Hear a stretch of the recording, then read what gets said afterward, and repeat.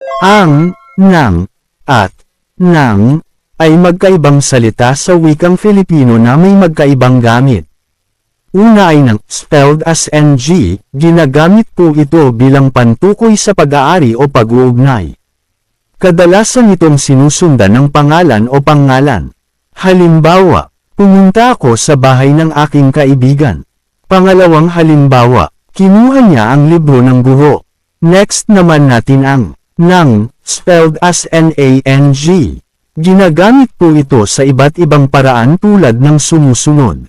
Una, bilang pang-abay na pamaraan, tumakbo siya ng mabilis. Pangalawa, bilang pamalit sa noo upang ipakita ang panahon. Dumating siya ng maaga. Pangatlo, upang ulitin ang pandiwa, tumawa ng tumawa ang bata. Sa madaling salita, ang ng, spelled as ng ay kadalasang ginagamit upang ipakita ang pag-aari o kaugnayan, habang ang ng naman na spelled as nang ay ginagamit upang magbigay detalye sa paraan, oras, o ulitin ang aksyon. Maraming salamat po. Matuto tayo araw-araw.